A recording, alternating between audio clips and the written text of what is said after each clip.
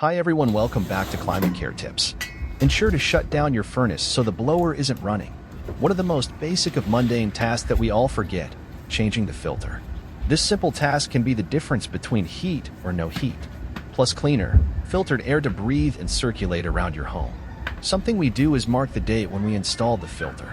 This way you can keep track of how quickly the filter are getting plugged up and when it's time to get your ducts cleaned. You should be aiming to check and change your filter once a month. A new or freshly cleaned duct system will normally require slightly less frequent filter change depending on environmental conditions in the home. Remove the top and bottom door. This will kill power to the furnace. We are going to check power going to the inducer motor. Disconnect the power to the inducer. It may be a plug style like this or another method.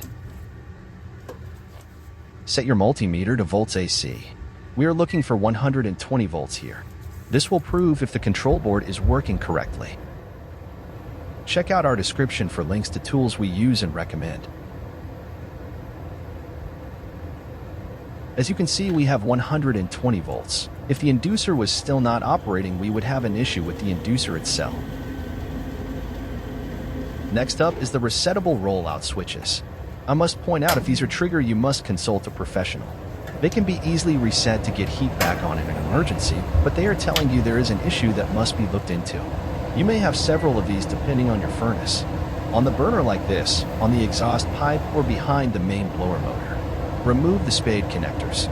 Set your meter to ohms. Check for continuity between your leads. Test the rollout to confirm it is not the issue. We want to open rollout when it is reset and functional. There are multiple styles, but all reset the same, by pressing the small button like so.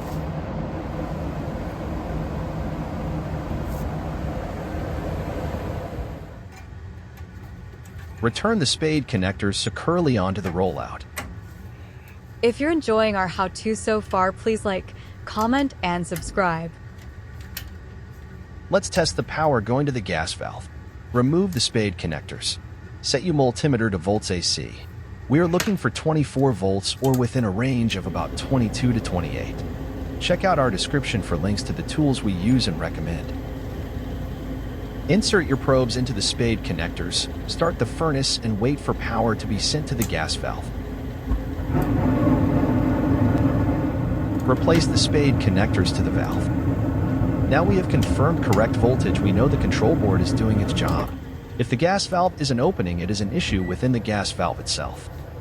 Now the pressure switch, using ohms again for this test. Remove the spade connectors. Often the use of alligator clips here is a good idea too. Again, remember to be checking for continuity between your leads. OL is open on this meter, but yours may read slightly different. For the purpose of this video, we are going to cheat a little and blow into the switch to prove it is moving freely. As you can see, this one is. We will get into what could be caused the pressure switch issues in a more in-depth video. But for now, we are just showing you how to test the switch itself. Now a visual inspection on the evaporator coil, or your air conditioner coil as you may know it. You will have to access this through the inspection panel that should be there from install. If it is not, you will need to add one. Inspect for dust, hair, dander, and such. If you find anything there, it can be cleaned with a soft or plastic bristle brush.